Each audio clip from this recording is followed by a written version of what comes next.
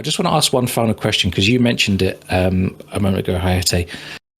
2 weeks ago, Assassin's Creed Nexus was released, the VR game on the MetaQuest headset. I don't have a VR headset. I personally can't justify the cost for a single game. Have either of you tried it? If you have, what are your thoughts? Leo? Yeah, I have actually gotten a chance to play Nexus before release. Nice. And I have to say, I really enjoyed it. I don't know how much experience either of you have with VR games, but Nexus, like I've played quite a few VR games, and I will say Nexus just feels like a full Assassin's Creed game in VR. Like it's not a gimmick.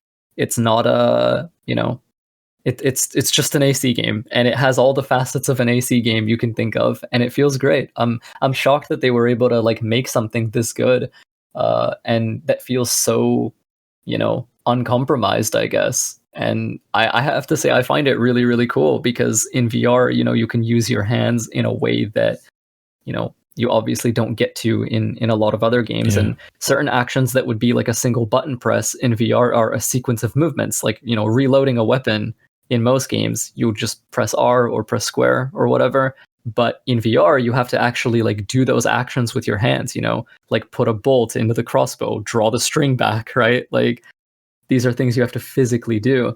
And VR also lets you do some really interesting maneuvers where you can hold onto a wall with one hand and then pull your crossbow with your other hand and then shoot someone while you're holding onto the wall. Nice. And that's something that you just can't do in like a traditional video game.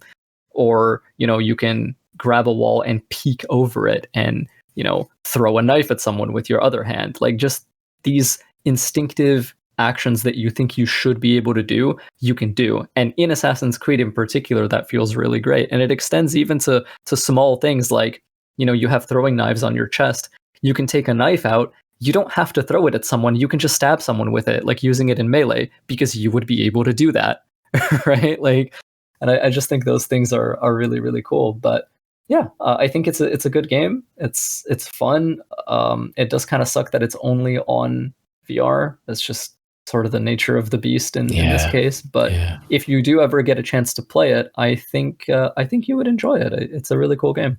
You're not helping with Christmas coming up, I'll tell you that.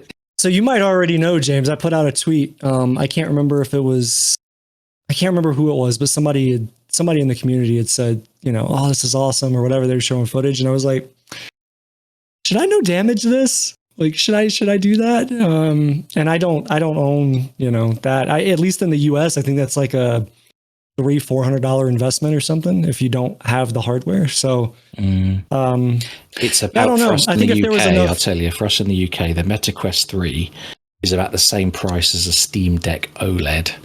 So, oh wow, I can play 100 plus games on my Steam Deck, or one game that I'm interested in on them. Maybe at some point I'll have to get one just to try it. Maybe a second-hand one, play the game and then enjoy it. Leo just kind of sold it to me, man. I know, he made it sound so damn good. Man. Yeah, I don't know if you have this. It's not for... Go ahead. Go on. Okay.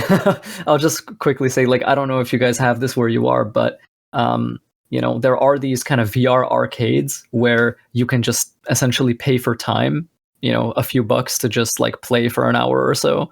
You can just totally do that. That is how I got my first VR experience, just because, for a lot of people, especially way back in the day, a few years ago, the technology was prohibitively expensive for just the average consumer. There was no way, anyone was going to buy one. Yeah. Right. And so I would go to these places where, they're just a VR arcade. They have a bunch of headsets, and, you can just pay for time and try it out. And that was fun. So if you ever get a chance to do that, that might be fun to do. That's a good tip. I live way outside any big cities, so we barely have electricity where I live. But I'm thinking the next time I'm in London, maybe look up exactly that, VR arcade. See if I can try it. If I'm being realistic, I'll probably just cave and buy it.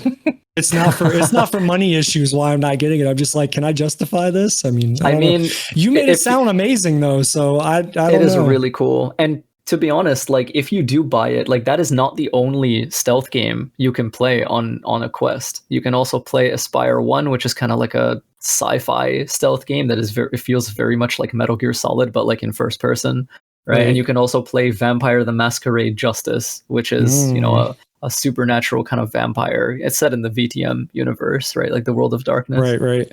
That's also a stealth game.